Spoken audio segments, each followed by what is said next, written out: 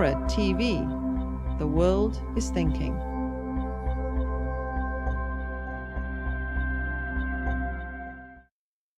I'd like now to introduce this evening's distinguished participants. Baber Johansen is Professor of Islamic Religious Studies at Harvard Divinity School. His research and teaching focus on the relationship between religion and law in the classical and modern Muslim world. He has served as Director of Studies at the École des Hautes Études and Sciences Sociales in Paris, and Professor for Islamic Studies at the Freie Universität in Berlin. In 2006, he was appointed Affiliated Professor at Harvard Law School and Acting Director of its Islamic Legal Studies program. Professor Johansen is on my immediate left. To his left, Ibrahim Musa, who is Associate Professor of Islamic Studies at Duke University. His interests span both classical and modern Islamic thought, with a special focus on Islamic law, history, ethics, and theology. He is the author of Ghassala and the Poetics of Imagination. That book was the winner of the American Academy of Religion's Best First Book in the History of Religions. He is the editor of the last manuscript of the late Professor Faz Lore Rahman. That book is entitled Revival and Reform in Islam, a Study of Islamic Fundamentalism. Professor Musa was named a Carnegie Scholar in 2005 to pursue research on the madrasas of South Asia. As a journalist, he has written for Arabia, the Islamic World Review, the Middle East Economic Digest, and Afkar Inquiry in Britain, as well as the Cape Times in South Africa. You will know him as a regular contributor to the op-ed pages of the New York Times, the Atlanta Journal-Constitution, and the Boston Review. To his left, we are particularly delighted to welcome Abdul Karim Saroush. Professor Saroush was born in Tehran in 1945 after studying pharmacy and earning his doctorate in analytical chemistry from the University of London. He studied history and philosophy of science at Chelsea College. Much of his work addresses the Sharia, drawing on the fields of jurisprudence, hermeneutics, and sociology. Dr. Saroush was formerly a professor at the University of Tehran and has more recently been a visiting scholar at Georgetown. He has been affiliated with many prestigious institutions, including Harvard, Princeton, Yale, and the Wissenschaftskolleg in Berlin.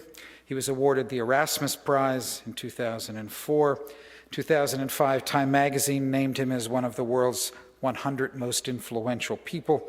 And in 2008, Prospect magazine listed him as the 7th most influential public intellectual in the world. We're delighted to have him with us. 7, 6, 5. Our moderator this evening is our colleague and great good friend Talal Asad, Distinguished Professor of Anthropology here at the Graduate Center. Professor Asad has made important theoretical contributions to post-colonialism, Christianity, Islam, and ritual studies, and has recently called for and initiated an anthropology of secularism. His long-term research concerns the transformation of religious law in 19th and 20th century Egypt, with special reference to arguments about what constitutes secular and progressive reform.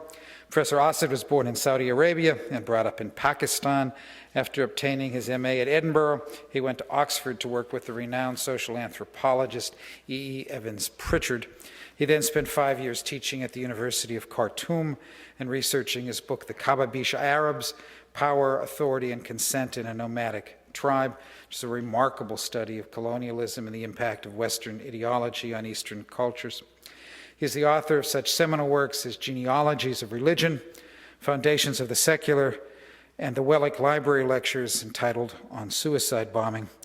We're delighted and honored to have these gentlemen with us this evening. Thank you very much for being with us, and thank you for joining in the evening. Professor Asad, the floor is yours.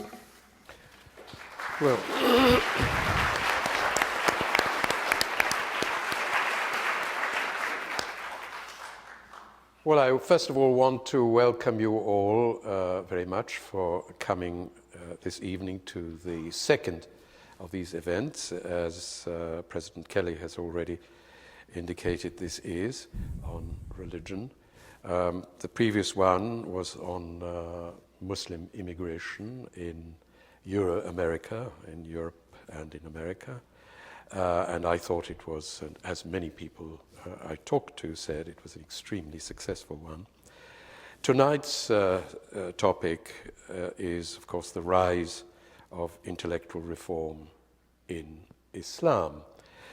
And it's a topic that has become particularly salient since 9/11, for obvious reasons, because the terrorists involved, in the first place, used religious language in their own justification.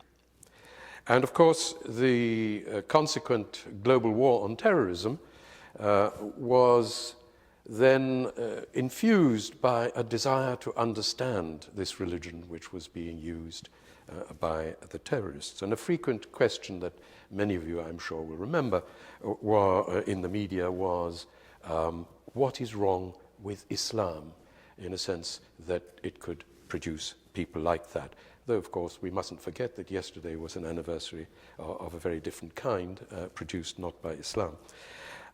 However, what was remarkable at the time was the development of small groups who began to read the Quran within universities. People who had had no interest in religion came together in order to understand religion as they thought. But of course, the Quran, like all sacred scriptures, is a very complicated book.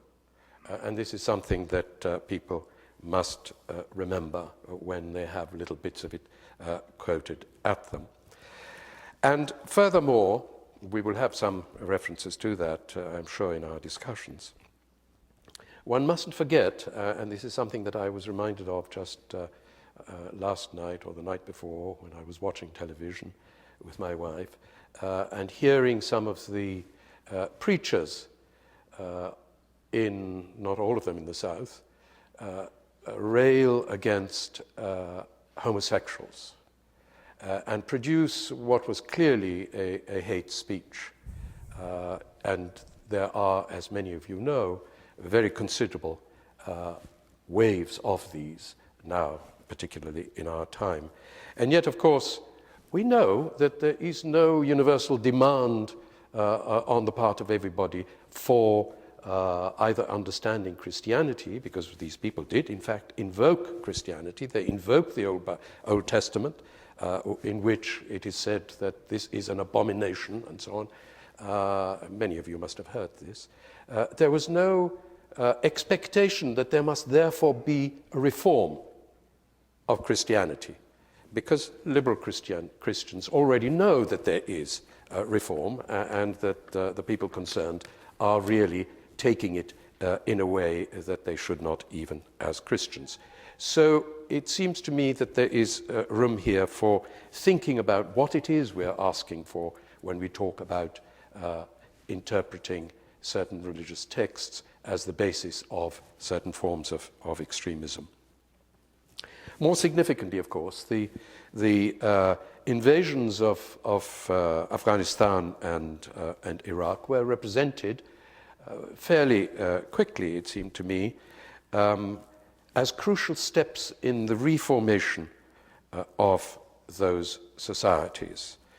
And the role of a reconstituted Islam was often discussed. And there's an interesting, though very controversial book, which some of you might know, Noah Feldman's The Fall and Rise of the Islamic State, which came out in that context, which was a contribution to that discussion. So there's been an ongoing discussion about how can we do something about Islam in these particular countries. Now, in fact, there is a long tradition, and this is one of the things we're going to talk about. There is a long tradition of intellectual reform in Islam, so that one mustn't be led by the title, The Rise of Intellectual Reform in Islam.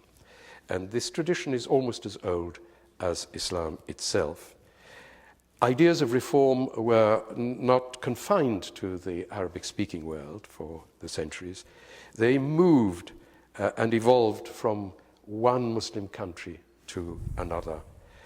And for example, it's very often claimed that the ideas of the so-called Wahhabi movement, and I'm sure many of you will have heard of it, even if you may not know the details of it, which began in 18th century Arabia, a reform movement, that this somehow reflected an arid environment and a marginal land.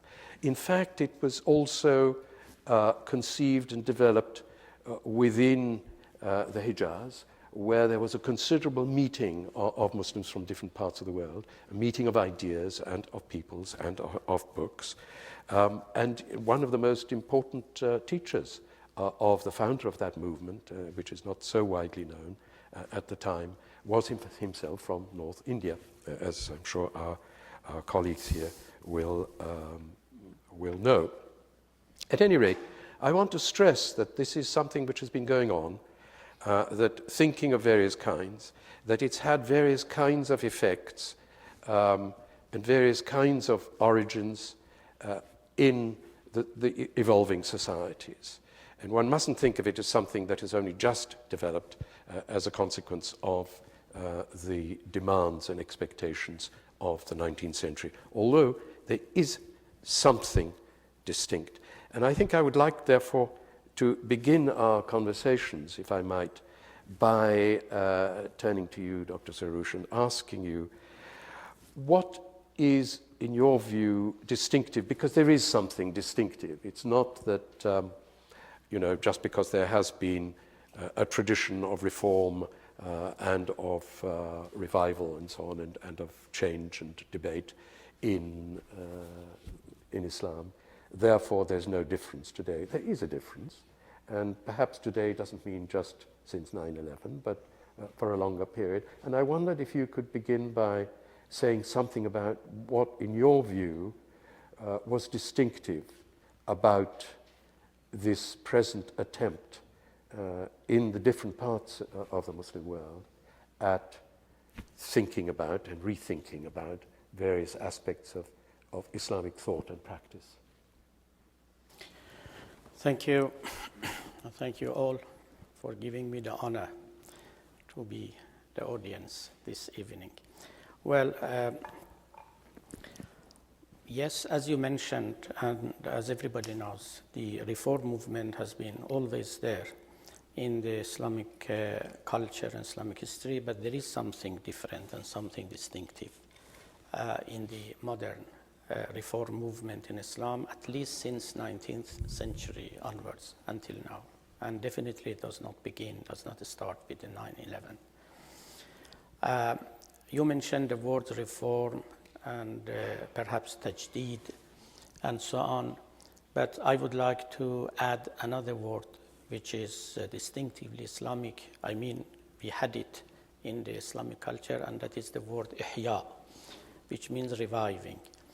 You know that Al-Ghazali, the 11th century most prominent scholar of Islam, who was, by the way, an Iranian, and who wrote a lot about the idea of reform or ihya. His main work is Ihya Ulumuddin, reviving the Islamic sciences. So the idea of reform or revivification was there. But, and there were, of course, people who did not like his ideas and he did not follow his path. But the main thing to know is this, that before the 19th century or before the era of modernity, the reform or the ihya in Islam actually meant to do justice to the parts that had been forsaken, perhaps, had not been taken seriously by others. Let us see what Al-Ghazali did. According to him, and in his time, fiqh, jurisprudence, law was so voluminous and so opulent that it did wrong actually to other parts of Islam, especially ethics. For him, the gist or perhaps the essence of religiosity was ethics, morality. And law was something accidental, let us put it that way. According to Al-Ghazali, law is a worldly science rather than a religious science. So religion is not there in the first place to teach us law, to teach us how behave ourselves socially or even individually. But ethics or morality is the essence of religiosity. And for him, at the 5th century after the demise of the Prophet, it was totally reversed, i.e. morality was suppressed under the pressure of law. He says, and he writes very vividly, very lucidly, that everywhere you see madrasas, the schools and the places and centers of learning to produce, jurists, producing, people who were expert in Sharia, in Islamic law, but no trace of Islamic morality. According to him, it was totally dead. That is exactly what he uses, the term he uses. So he made the Ihya movement in order to reform religion, reform in order to, as I said, to make a balance between different parts of Islam at his time. So that was the reform movement at that time. And if you follow his path, you will see that more or less the people who followed him and continued actually his line of efforts did virtually the same. Partly some of people in law, some in ethics, some others in theology and philosophy and so on and so forth. But in the modern time, the difference is very obvious. Here, since, let us say, 18th century, 19th century, Muslims and especially scholars and intellectuals whom we are talking about, they were faced with modernity. And the modern time and the modern world was a big, real challenge to Islam and to Muslims. And therefore, the reform movements took a totally different shape this time. And reformers actually came up with different ideas in order to encounter and to challenge, the ideas of modernity in law, in ethics, in philosophy, in everything. So this is the essence of the matter and the distinctive, feature of the intellectual reform in the modern time. Modernity had its own, features and dimensions. One of them was science, modern science. Now, so it will be no wonder if you see that some of the Muslim intellectuals actually tried to show that perhaps Islamic teachings is not, after all, anti-scientific. It is compatible with science. And they were, they did virtually the same as the Christian scholars, Christian theologians did in the 16th century, 15th century in order to demonstrate the compatibility between science and religion and to, come up and to suggest some new interpretations of the verses of the Quran in order to reconcile science and religion. So that was the first, perhaps, type of the religious reform in Islam. Recently, actually, by chance, I was reading a book by Shibli Shumayl, the physician in Egypt in 19th century, who wrote perhaps the first book on Darwinism in the world of Islam. And he sent the book to Iran, to some of the ulama in Iran to read the book. And one of the ulama actually read the book and wrote, a rejoinder to the book and sent it back to the author in Egypt. So that is one of the first books to be written about Darwinism and to make people familiar with that. Papers and books upon books appeared in order to to counter the idea of Darwinism and to show that perhaps Darwinism after all was not a good idea, and to show that the story of Adam and Eve and all that was the correct history of mankind. Some of these people who introduced these new ideas were so enthusiastic about the modern ideas. This Shibli Shumayl, whom I named, he was a Christian and he was a physician. But if you read his book, you will see that he wrote poems about Darwinism, in order to support it. This is a very fascinating book to read. The Arabic is rather old now, but you can follow it, and you can see that he was so enthusiastic and so impressed by the idea that, once he wrote the book, then he thought that perhaps he better add some, lines of poetry in order to make it even more impressive. Sorry, yeah, sure. Interrupt you, but I was wondering, isn't it an interesting thing that there was actually among many people, it has been observed, a positive attitude towards many ideas that came, in fact, from the West, including Muslims themselves. I mean, if you think about reform of the position of women, Qasim Amin, for example, in Egypt and so on, who were not so defensive so that there was a slightly more. Yes, and I tell you open. The reason, that's true. I mean, even in Iran, roughly at the same time that Ibn Shumayl wrote this book on Darwinism, we had the Constitutional Revolution, and Constitutional Revolution was made on the model of the French Revolution, and the ideas of fraternity, liberty, everything was, prevailing everywhere. Everybody was talking about it, and, they made the parliament. So it was a political reform. Although there were, some disagreements on the part of some clerics, but nevertheless, I mean, it had its own basis among the intellectuals, especially the non-religious intellectuals as well as the religious intellectuals. Therefore, I would say that the introduction of the modern Western ideas, scientific, political, they made the new phases of reform in Islam. But that was not all. Let me just add another point, which to me seems very important, and that is we have to make a distinction between, of course, Islam and Muslims. Or perhaps, as I put it, Islam as an identity and Islam as a bunch of doctrines. So, for example, Asad Abadi, he wanted a reform or a reviving in Muslims rather than Islamic doctrines. Virtually he didn't do much about the Islamic doctrines. He didn't, bring in new principles, new interpretations of old principles.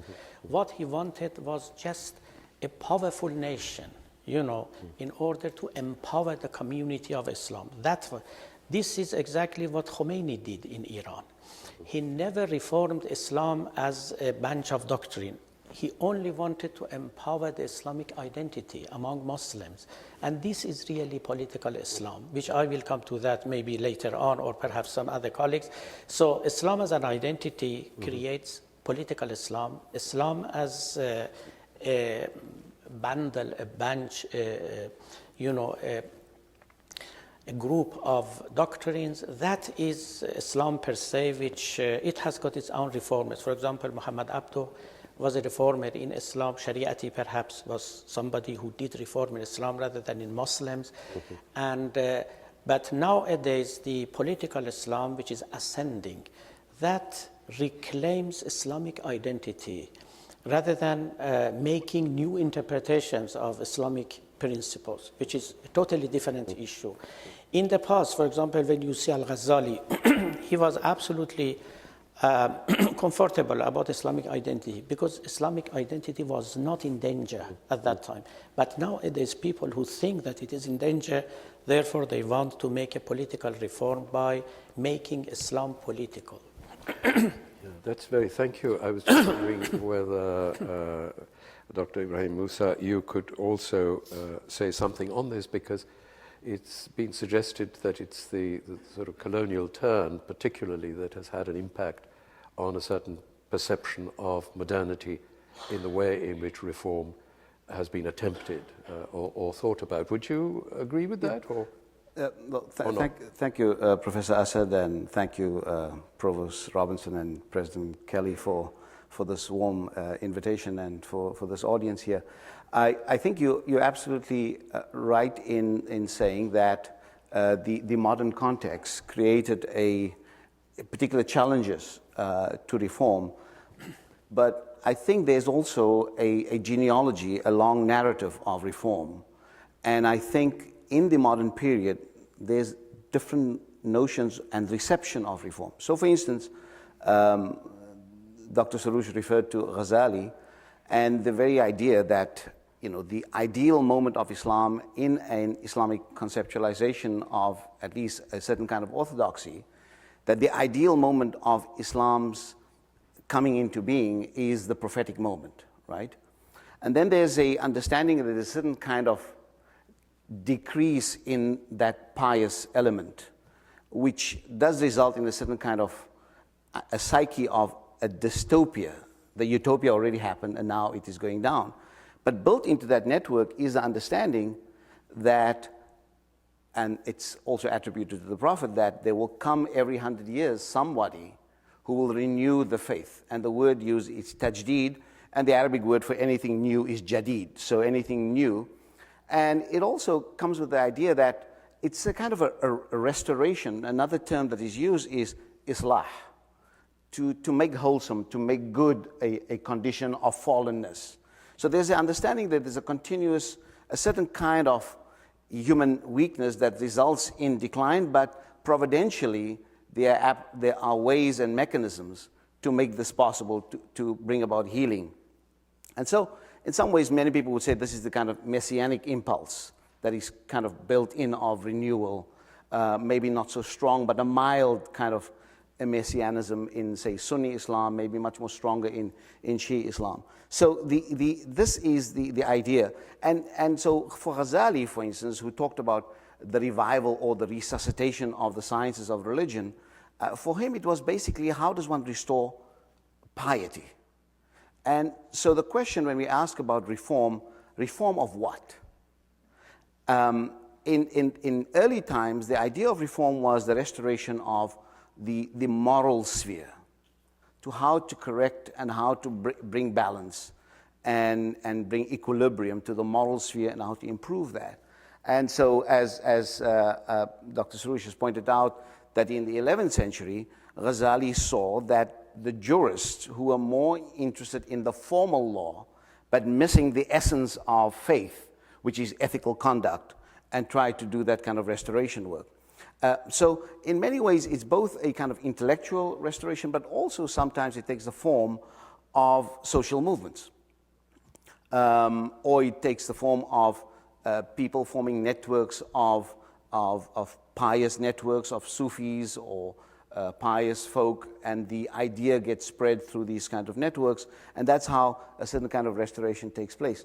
Sometimes people refer to individuals involved in this kind of restorative work, or sometimes it's believed that a community comes together and does this kind of work. Now, in the modern context, the challenges, I mean, the way I always put it is that when Muslims woke up after, in the 19th century and saw the rise of European power, with the rise of European power, the question that they asked, why have we lost out in the battle of power and other developments? And what they did was to do some kind of a balance sheet, an analysis. Why are we here? Why are we no longer in control of our destinies? The rise of colonialism, etc., and the loss of the Ottoman Empire, or the fragmentation of it, and then, in the beginning of the 20th century, there's these kind of crises. And one of the ways in which people try to do what I think is a kind of scapegoat historiography, the scapegoat historiography that many Muslims did was, one, to say that the reason for the decline was the destruction of reason within Muslim intellectual tradition. And oftentimes the guy who's made the fall guy for this is Ghazali. Ghazali destroyed reason because he criticized the philosophers, whereas in fact he criticized the philosophers, but he was a robust intellectual because he also wanted to defend his own theological principles that he felt committed to. And the other scapegoat, or the other factor that was blamed for Muslim decline, was what people would call a retrograde version of Sufism. And so these became the kind of simplistic analytics by which people try to identify the historical moment. When Muslim reformers like Muhammad Abdu, Jamaluddin Afghani, and others in other parts of the Muslim world, that also happened in Central Asia, it also happens in South Asia, it also happens in West Africa, at different moments, of course. I'm trying to simplify a very complicated story here. But what they do is, at least the 19th and 20th century reformers don't only engage in moral restoration, but they also realize that there must be a socio-economic a project of some sort. And the key issue there is, how do we make European knowledge accessible to Muslim communities? Because it somehow, every major reformer had to deal with questions of education, because it seems that education was the kind of the critical point for the entry of new ideas. And for the 19th and 20th century reformers, it was the importation of ideas and how to domesticate those ideas, because they saw a Europe on the rise, and they wanted gunpowder, they wanted science, they wanted technology, and they wanted all those kind of things. And how do you domesticate it? And so one of the, and I will stop here, hopefully we can come back to that, is that the socio-economic architecture that was being brought into existence, obviously it comes through by a variety of factors of cultural, technological, and political translation and also transformation, but also there's a certain kind of Islamic legitimation that had to happen. And the legitimation happens through the discourse of law. And the key word that people use is the idea of ijtihad. That Muslims must begin to engage in the activity of intellectual effort. Intellectual work must be done. Now the big question was for many, and we will come to the discussion on reconstruction of Sharia, is that many people thought that ijtihad means that we have the right to reinterpret the moral project. But there was also a long canonical tradition that they had to deal with. A canonical tradition is extremely powerful, and this tradition, obviously, and those folks who are invested in the tradition were not going to give up on that tradition that easily. So the reformers, the first battle was an internal battle between people who have different versions and different understandings of what reform is. Because for the traditionalists, reform meant keeping the orthodoxy together, but improving it gradually, but no radical reform, no radical change. For the reformers, they wanted certain radical changes, and one of that was that the ability to reinterpret, to which some Orthodox folk, or many Orthodox folk, were resistant to. And my criticism of the idea of ijtihad was that those reformers who did call for ijtihad actually ended up just recycling old ideas, because the key question of how you put oxygen into the system, that is, taking knowledge from other traditions, that was never accomplished. And so when you see Muhammad Abdu, when you see Afghani, when you see a whole range of other actors doing ijtihad, it's basically working within the tradition, and there's a huge resistance to knowledge that comes from outside the tradition. That is very different to what happened in the 11th century, and before that, when Muslim intellectuals were quite open to take on the Greek legacy and wrestle with it and struggle with it in order to create a vibrant intellectual and civilizational project. Thank you very much. There's an interesting, it has been suggested, an interesting contradiction in these processes of modernization in the Muslim world, and that is the very idea of we have decayed, as it were, politically and socially, and are no longer able to defend ourselves, is, in the way in which it began to be formulated, itself a question, it has been said, of modernity.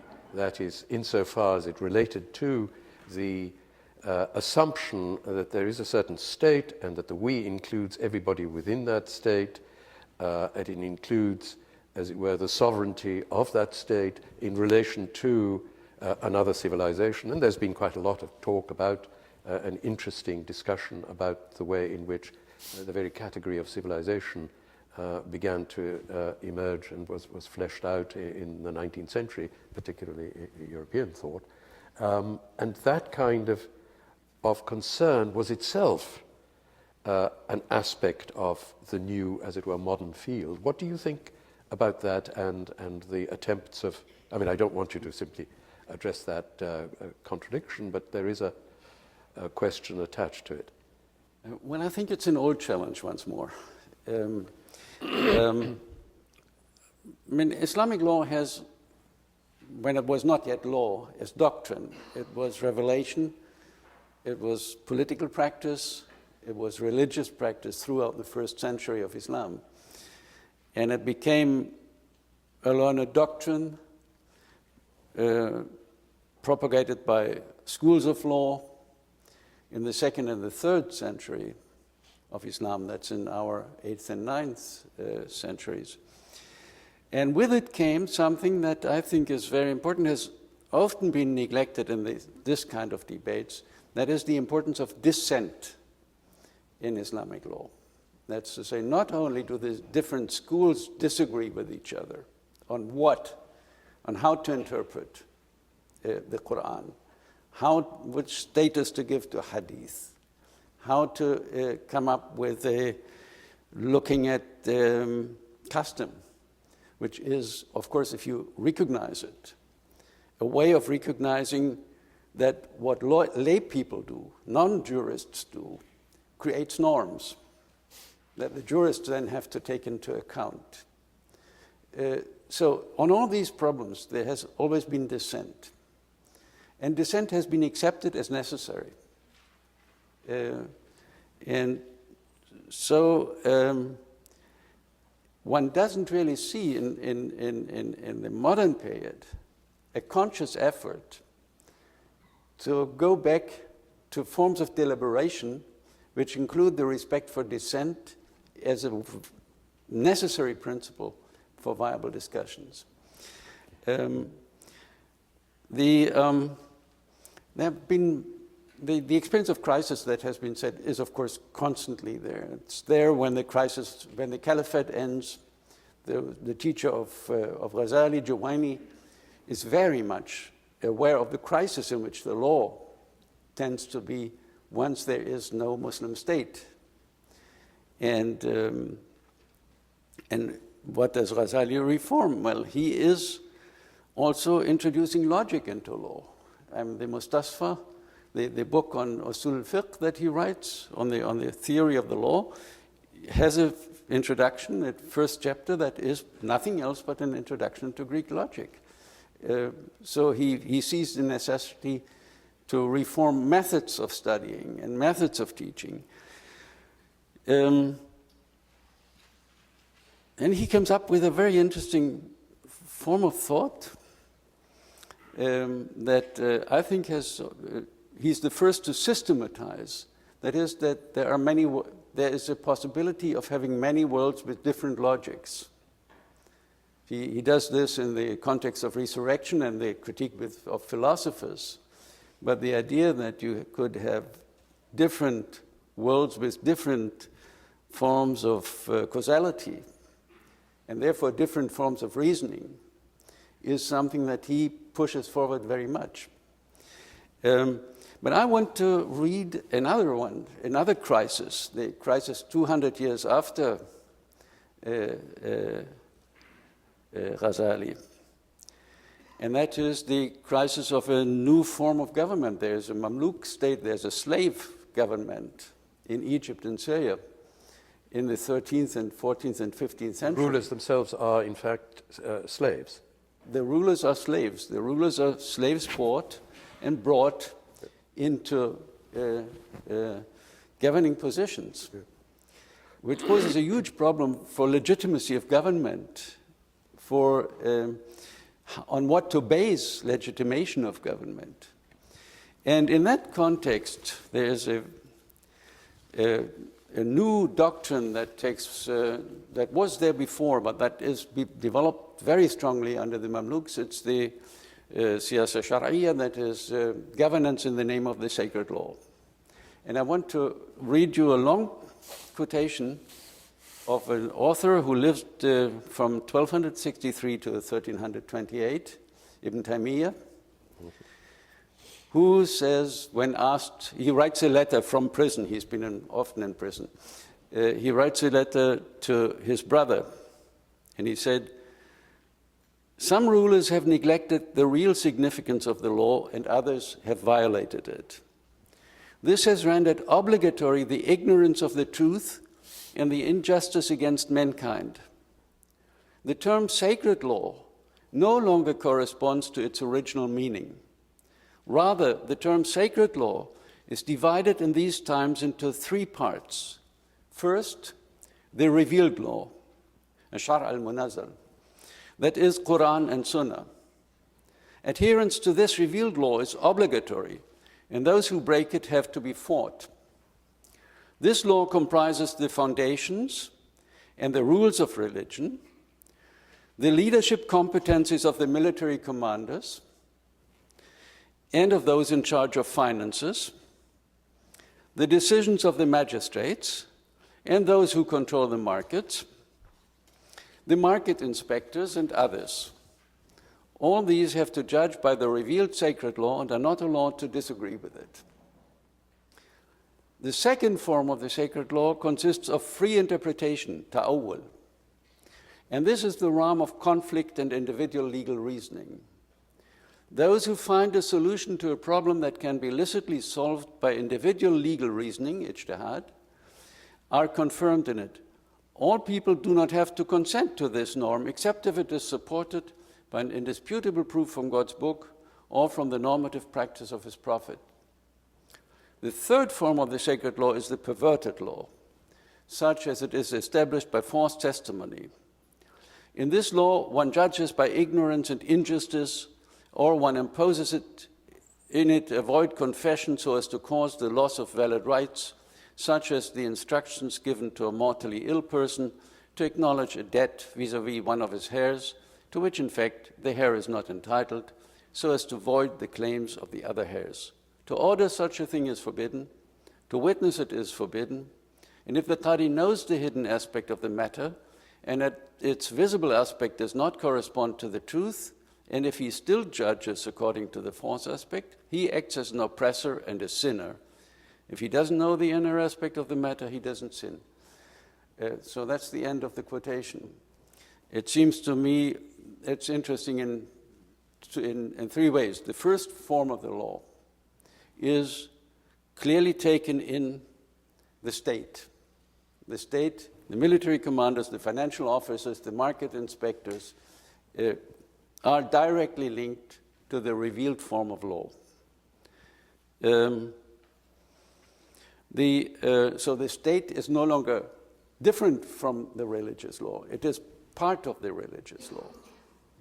The interpreted law is the domain of the leading jurists who interpret the Quran, who bring up their own doctrines, but others have a right to dissent from these doctrines. And the perverted law is the practice of qadis and witnesses that doesn't give the results required from the application of a sacred law. So this is an experience of crisis. It's a situation which shouldn't be there.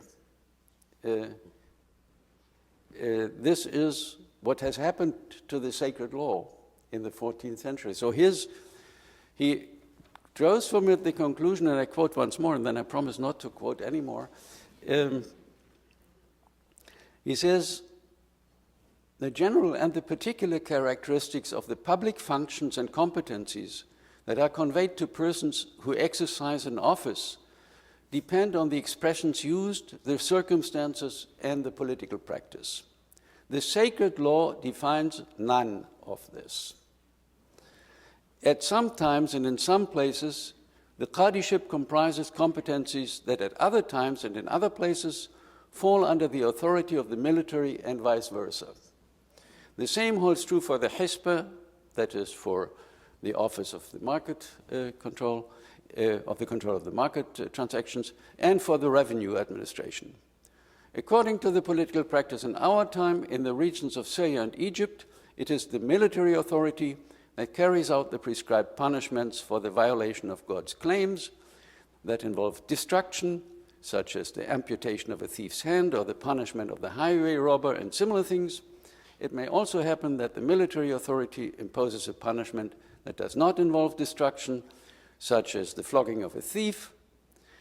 If it is competent also in violent conflicts, brawls, and trials of suspicion in which there are neither written documents nor witnesses. And he says when you have witnesses and written documents, then it's the qadi who is competent. So, in other words, the sacred law does not define who controls the jurisprudence of the courts, does not define who is competent to nominate these authorities. It leaves a very large margin for action for the state authority. So we have here, I think, an analogy to what is happening in the 19th and the 20th centuries. That is, that it is acceptable from one of the most important political thinkers in Islam that as long, it's not Islamic law that you have a qadi who is coming from a certain law school. It is not Islamic law that you follow a certain school. It is not Islamic law that you apply the law by its in a literalist form, if that doesn't give the prescribed and the desired effects. So what is Islamic law then? Islamic law is, it seems, a use of norms that are based on the revealed texts, but in a way that they preserve the Islamic character of the state by integrating the state into Islam, into Islamic law, and by holding that the practice gives the desired results. So I think that is an interesting comparison to the 20th century. It is indeed, and also if we can go on from there to talking about the Sharia more widely, because as you have implied, there is a complex structure here which responds to certain kinds of crises, as opposed to the more popular view, and as soon as anybody mentions, whether it's the newspapers or TV or whatever it may be, or even perhaps some books which have greater claim to intellectuality, the Sharia, one thinks of it as being a series of divinely ordained punishments of a certain kind, cutting off the hand, stoning of adultery, death for apostasy, and incidentally, as it should be stated, and as we all know here, although this is often said, and it is part of the structure of Sharia application, in fact, Ridda in I think the 4 places in the Quran where Ridda is mentioned, where apostasy is mentioned, there is no prescribed punishment in this world. And although people talk about it as being a Quranic punishment, in fact, there is none in the Quran. Homosexuality is not in that sense mentioned either, but it's part of a developed structure of legal reasoning and so on, which has been based on various principles that we all know. But I think it's quite important to stress the way in which that entire structure of thought has been made and the way in which differences have emerged over time. But you wanted to say something specifically on that, Ibrahim. Yeah, I wanted to say I think the real dilemma is when someone like Ibn Taymiyyah talks about the sacred law, or the revealed law rather, that there's at least a conceit on the part of those who are not trained in understanding the tradition that is fairly simple. You can simply read the Quran and read the Hadith and implement Islamic law. So there is that problem, the lack of a literacy to understand the Islamic tradition, that in part contributes to the confusion about Sharia. Mm-hmm. Second is that those who perform in the name of Sharia, by that I mean the ulama tradition at large, oftentimes go for legal formalism and forget that the message and the essence behind those forms is an ethical project, and an ethical, for lack of a better word, I use the word project, but an ethical set of practices that must be completely internalized according to which one lives.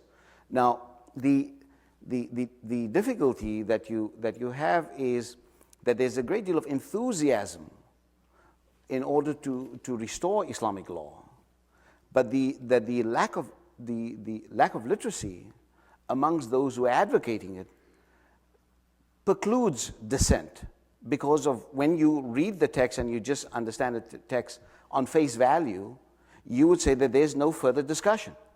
And that's what we have in the late 20th century, early 21st century, that people running around what I call, dial-a-verse Islam.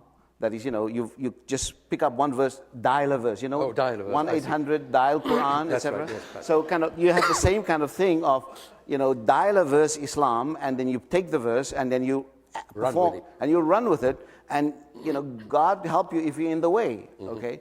And so I think the impoverished rate of literacy, and I think there's a greater crisis. As much as there's a rhetoric for Islamic reformation, the resources in Muslim societies are unavailable to translate that into reality. Everybody in Muslim societies want to become an engineer and an engineer and an engineer. I mean, those are the three professions they want to become. In other words, who is there to study history? Who is there to study culture? Who is there to study art? You go to Cairo University, go to Damascus University, see which part of the university is the most, has the best resources and which is the most impoverished. The business school will be right up there, there's engineering departments, but the humanities will be completely impoverished. And I've seen at Damascus University philosophy professors sitting 7 and 8 to a room with a small desk in front of them. So, I mean, we are extremely privileged in these parts of the world where we have extraordinary institutions of learning. And I do think that some of the impulse to take this debate about Islamic reform and about understanding the Sharia further does happen amongst Muslim minority communities in Europe and North America, where people are interested in discovering their legacy and their history in order to make that possible. I'm not saying it doesn't happen elsewhere, but it's very difficult to find that in some kind of organized manner. So the question of that Barbara raised, the question of dissent, that dissent requires a certain knowledge of the tradition. And the absence of that knowledge means that what we have in the name of, what replaces tradition is demagoguery and rhetoric. So the Islamists, for instance, who are calling from the rooftops for the implementation of Islamic law, have very little intellectual depth to make that possible.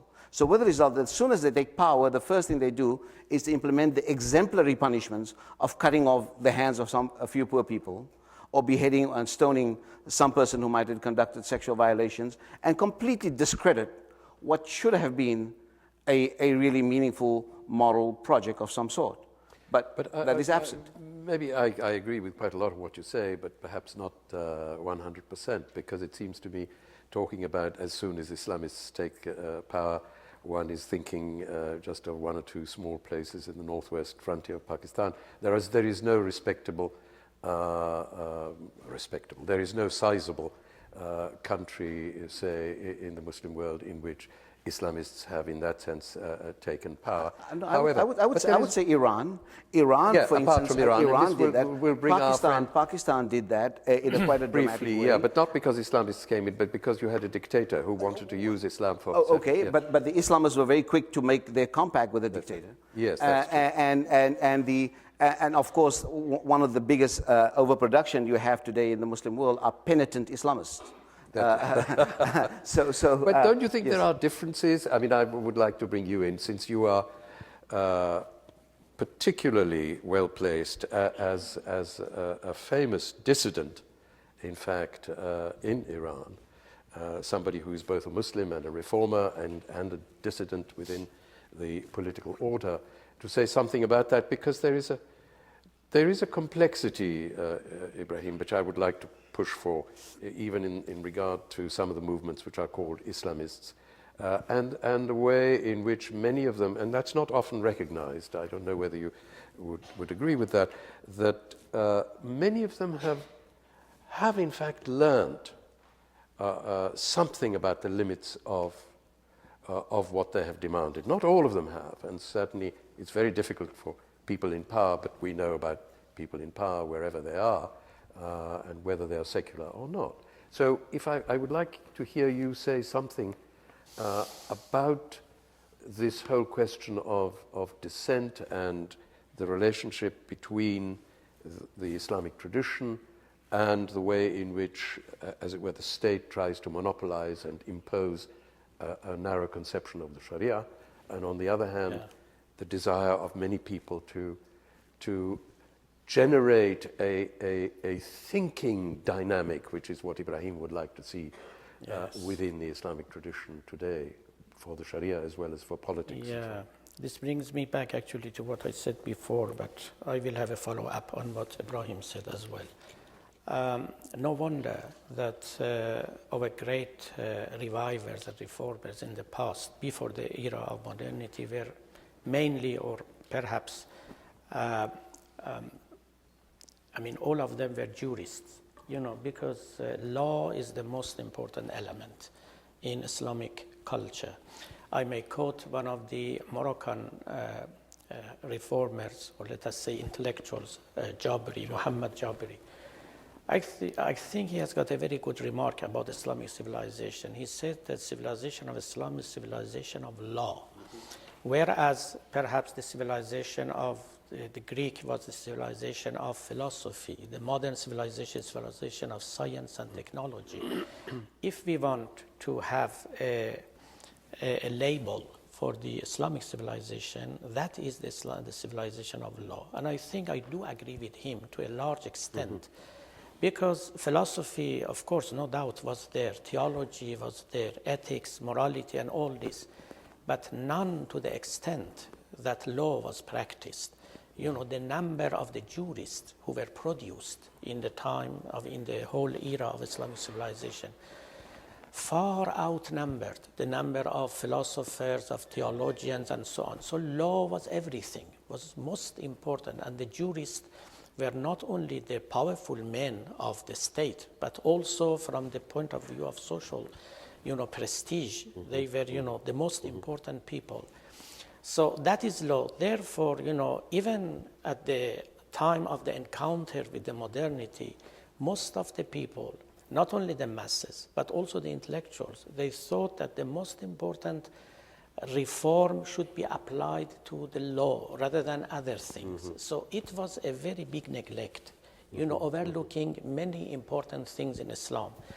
That was maybe before the modernity, as I said, and even sometime into the modernity.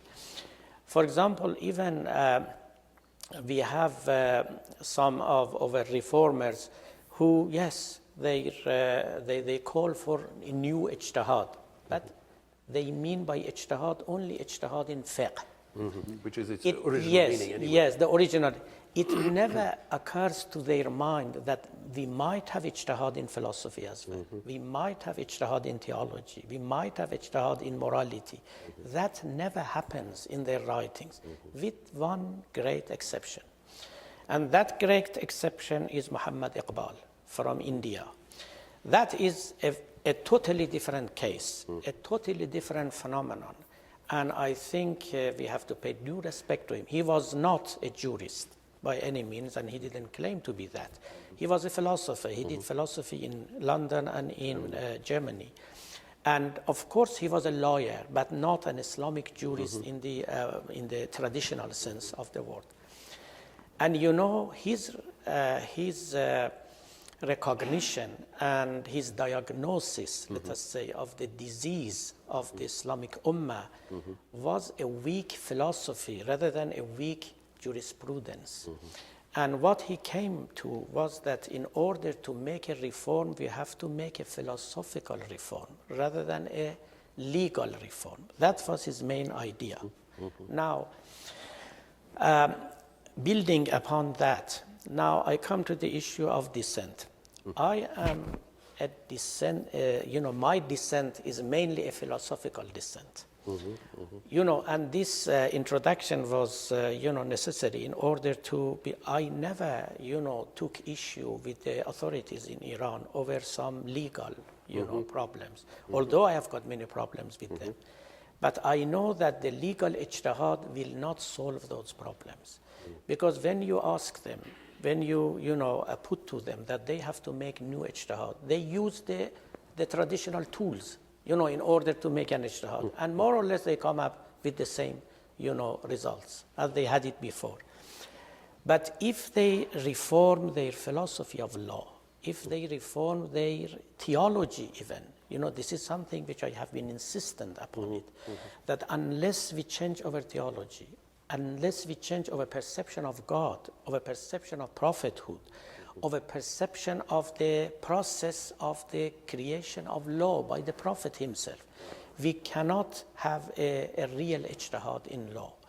And because of that, this was taken as, as a serious dissent. You know, I am not a jurist, but I am supposed to know some philosophy. And because of that, you know, my main dissent was on the philosophical ground.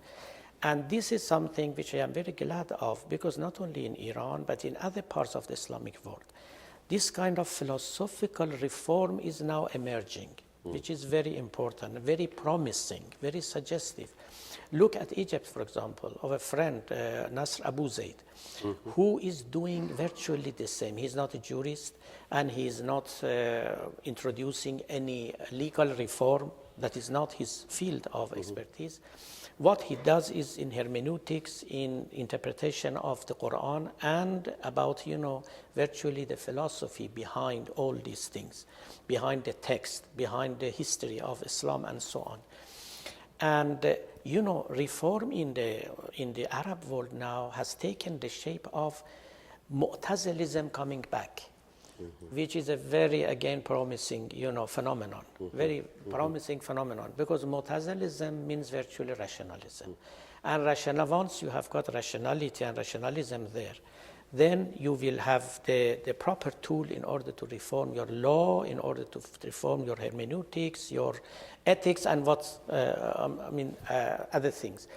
Therefore, now this is the nature of the reform and, if you like, the nature of the dissent nowadays. But let me add another point, and that is the idea of bid'ah, the bad innovation, which is the heart of dissent. You know, if you make an innovation, I mean, sooner or later, you will be accused by the state as a bad innovator. And a bad innovation is tantamount to apostasy, something that you might lose your head. And because of that, you know, who is the source to define bid'ah? This is the main thing. This is the main thing. So far, the state has, you know, reserved the right for itself, you know, to define the bid'ah and to accuse you and label you as a bad innovator and to punish you accordingly. But once you have this, you know, new philosophy of law, the whole issue and the whole concept of bid'ah will change. And this will be another dissent, you know, a dissent on dissent. Yeah, that's certainly very interesting. One of the things that I think that is sort of on the margins of some of the things that we've said, but seems to me to be terribly important, is particularly since the 19th century onwards, the emergence of what attempts to be a modern state. You know, much of the attempt on the part of Islamists is new, partly because as it were, the field has changed, and it's now a state which is not only centralized and is sovereign, but is also increasingly thinking of itself, if one may hypostatize for a moment, of itself as responsible for transforming an entire people and modernizing an entire people. So the state is not simply to be modernized, it is the function of the state to modernize. And that's where it seems to me, and this is itself a modern development, and that's where many of the ambitions of the Islamists whom one is uncomfortable with, to put it mildly, I say uncomfortable because we are here, and one might be a little more than uncomfortable if one was in a state where they controlled it. But nevertheless, it is something which is a part of modernity, and I think that that's something which needs to be explored a little more, I would suggest. And I'm sure that you might have, Barbara, you might have something to say on that before we move on to I had a final point which I wanted at great length this Ibn Taymiyyah because he brings in the state in the law. Right. And that seems to me the most important contribution that he's done to Islamic law. Not to have a doctrine separated from the state, but an effort to integrate the state and the law in one context. Now, what he can say then, asked what is Islamic law? He says, Islamic character of the state based on revelation, based on revealed texts accepted by the elite, and a practice that corresponds to these two factors. Now, if you look at what is Islamic law today, it's entirely, I think, if you look at the Arab world, it's certainly, and also for Pakistan, I would say, it is true that Islamic law is based on the state not declaring itself to be a secular state. That is the main principle, starting point, because that enables the state to declare what is Islam. And to say that the state Islamic law is constitutional principles. So we have this in a great number of Muslim states which declare that the principles of the Islamic Sharia are the basic or the principal source of the national legislation. That integrates Islamic law into national law. You have then a selective integration of norms of family law or whatever that are integrated into national law. So the first place where you have to look for what is Islamic law today is national, the law of the national state. And of course there is Islamic finance, which is transnational, and there are of course political movements that go beyond the national state and have expectations for reform based on Islam and on notions of Islamic law that go beyond that. I'm not sure that I would. I think in spite of all this, if you look at situations where the population has actively played a part in reform, it's the law, in at least certain forms. So when in Morocco, the women were so dissatisfied with the state of Islamic law in the national law that they brought together 1 million signatures, submitted to the king asking him for a reform, and staging manifestations with 10,000s of women and counter manifestations with even more people, so that the king would understand that he had to interfere in order to keep his own position as the arbiter, as the commander of the faithful who can decide what is Islamic law. That's the law, and the law has, in this particular case, we have had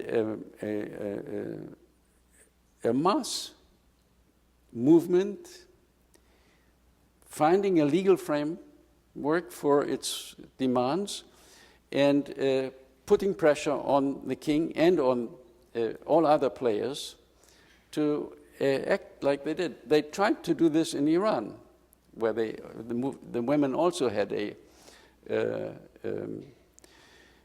the effort to bring the 1 million signatures together. But we know it didn't, it was not allowed to end. So I think that, that one shouldn't oppose law reform and theological and philosophical reform. One should maybe discuss what the conditions for law reform are, and in which field they are presently given, and in which countries. Well, I think this is very important to stress both mass movements of different kinds and the movements of states themselves, and of course political parties of Islamists of different kinds in different countries. I'd like, since we are rather limited in time, I'd like to move quickly to a final point which has to do not so much directly with the Middle East, but rather with the possible interventions from outside, which make the problem of reform, it seems to me, often even more complicated. And this is the concern to develop a certain kind of foreign policy on the part of the United States, particularly because that's all that matters really for the Middle East, and to try and foster certain kinds of movements which are seen to be compatible with the policy requirements of the United States. There's been a certain amount of work on this. There's been a report which I was talking to you about just before we came here by the task force on religion and the US government in attempting to formulate policies which need to be informed by people who are competent enough to tell the United States government what they should know with regard to religion, and what is meant, of course, if you look carefully, not all that carefully, if you look at the report, is Islam itself. Now, there's a concern here, rightly or wrongly, that the instrumentalization of reform as it comes in from the West has, I would say, complicated matters. And there's a concern there that really many of the reforms that are being called for by people in different Muslim countries, in the Middle East, for example, are really undercover for the United States' interests and is therefore political. What do you think about that? Since we have relatively little time, but still enough time to say something on this. Do you want me to go? Yeah, please. Well, you know, I think the question of Islamic reform, for many people in the Muslim world, is about their being and their existence. It's a way of life for them. And I think those reformers who are putting their necks out do so at huge expense of their own security against authoritarian regimes, against groups that would use demagogic techniques to silence them. Sometimes they neither are, you know, angels. I'm not saying Abdul Karim is not an angel. He's a dear angel. But what I'm saying is that many of those people who are engaged in the reform process, and you know, there are lots of people in different places doing this kind of work. It's really life and death matters, and these people are making certain kinds of sacrifices. And I would say for the U.S. government, or for major pundits, for instance, you would often find op-ed pieces saying, you know, what the Muslim society really needs is that they must have the internal fight amongst themselves, and it's being said from the pages of the New York Times or from some kind of bully pulpit. What that does, it sabotages the project of genuine reform. On the ground, there are realities that I don't live living in North Carolina, or you don't live living in New York, but people who live in Jakarta have day-to-day realities. Women have their realities, young people have their realities, and they want to live through Islam. That is their narrative. Islam is meaningful to them. I think it is somewhat paternalistic and a kind of imperial for any government to wanting to take control of that narrative or use NGOs to foment that kind of debate, because it loses credibility. A key issue that one must understand, in my view, about Islamic reform, that it must be credible in the eyes of the end users. It must be credible in the eyes of the end users of religious narrative. And if it's not, they will be seen as an import, and they will be subjected to all kinds of stigma. So it is absolutely important, in my view, that reformers, and many reformers, do not want the aid. They don't ask for State Department help or from Department of Defense help, or ask any pundit to come to the aid, except, and I think what would be more meaningful, if the US public could hear what exactly the views are of those reformers. I think if there's that kind of effort to disseminate their views so they can be better understanding of the sacrifices that people are making to better their societies thousands of miles away from here, I believe that that will be a much more meaningful engagement in disseminating that ideas rather than having kind of simplistic caricatures of what's happening in those societies. And I think oftentimes the discussion about reform takes the form of caricature. And oftentimes I think those agents within the Muslim world, sometimes they also don't only shoot themselves in the foot, but shoot themselves in the head by creating some kind of scenario in which it lends itself to a caricature. You would find, for instance, stories on the front page, making the front page of the New York Times about something about some cleric saying in Egypt that what will make it permissible for a Muslim woman to work in a mixed space. And he says something really ridiculous. I won't go into the details, but he wants yeah. So I think half of the audience knows what I'm talking, and if the other half don't understand, ask the folks who do understand to explain it to you. But the point is, the point is that that these are very serious life and death issues, and I think that the question is, how does one give integrity to the efforts of those people out there? My final word, since you're running out of time, is on the question of law.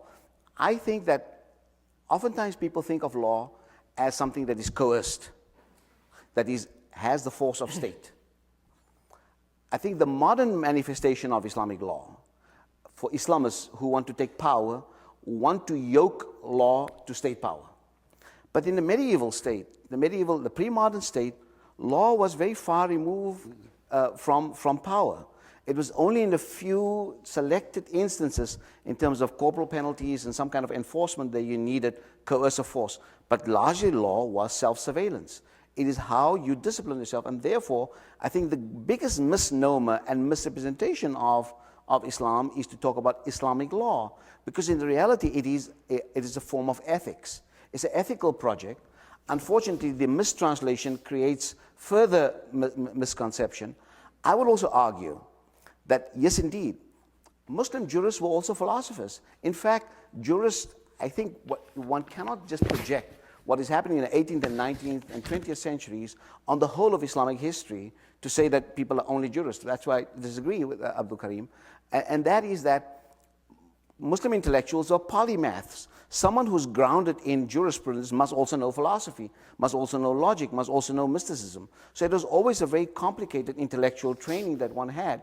I can give you dozens of names of Muslim jurists who were also equally comfortable in a philosophical conversation. The key issue here is that Muslim jurisprudence and also legal theory in particular is actually moral philosophy. That moral philosophy requires, and many people are engaged, like people sitting around this table, engage in resuscitating that intellectual project and bring that moral philosophy onto the table. And I think that, one has to watch some spaces to see the outcomes of those labors in different places. But I would warn you that these are happening in very micro environments, very small environments. They are published in places that most of us don't always see, but these efforts are continuing. And I think at some point, the confluence of those labors might result in something much more meaningful than what I would say, what is the shrill rhetoric that one finds, but doesn't have any kind of intellectual backbone to it. Thank you very much. Maybe Baba, and then, because we have very brief. I think intervention from outside, if the task force on religion, on which I don't have any first-hand information, if it is meant to inform the American public on the situation of religion in the world, so will be it. I mean, I have nothing against that. I think that should be all right. If it means that one should censor the religious groups in different countries, that I would find very difficult to follow. On the other hand, there are certain forms of intervention which I think are necessary. So if you see that people are killed, you should say that you don't like it and that you do not That's agree another with conversation it. on which we have. And law and ethics, I mean, ethics has always been integrated into law, but there's power there is also power. And Ibn Taymiyyah is a power man, a man who, and the questions of whether you can have military judges is a question of power, is not a question of ethics only. So I think one has to look at also Islamic law as being at least, and we can see it in the 5 classifications in which all acts are classified in Islamic law. You have 3 of them that are clearly moral and ethical in character, and 2 which are clearly power, which are giving the power to the judge to say this is forbidden and this is a duty. And so we cannot dissociate the 2, power and law, from each other. I would tend to think that it's a pity that we didn't discuss the question of how law reform and liberalism belong together. Since I'm in this country, which is not so long, it's 5 years now, I am surprised to see by the devaluation that, I mean, it suffices to say something is liberal, which means it's very bad. It's, you don't have to say what it is. You don't have to say, it's just bad. If you want to, it doesn't go worse, that's liberal. So maybe we should come back and at one moment and discuss to which degree the liberal dimension of politics is a necessity for the kind of things we're discussing here. I have an interesting debate, which I will send you one of these days, between Gamal al-Banna, who is in fact the younger brother of Hassan al-Banna. Maybe you know about it, and Muhammad Mabrouk, who's a Muslim brother. Yeah, do you know that? Which is a debate about liberal Islam, which we will talk about later on. But alas, there are so many things to talk about, but I was given very strict instructions that we cannot go beyond a certain point. And we've only touched on some of the issues, and particularly the last one I would have liked to have had a little more on. And I'm sure, for example, that many people here who are interested in information about Islam in the Middle East and elsewhere know much more about some of those Azhar statements than they do, for example, about Malalai Joya. I don't know how many people here know about Malalai Joya in Afghanistan. Very few people who ought to know, far more people ought to know about her. But this is not something that our media is much concerned to tell the public about. An extremely brave an articulate young woman who has been virtually in hiding and was thrown out of the National Assembly in Afghanistan, and is a bitter critic. Of course, was frightened as anything about the Taliban, and was in hiding at that time too. But since then, she has become a bitter critic of also the occupation, and believes that nothing but disaster can come for women in Afghanistan. But we know very little about her views, her reasoning and so on, that we should know. But we know about all the things that perhaps our government would like us to know a little more than we should. Anyway, thank you very much, all of you, for very interesting comments. Thank you.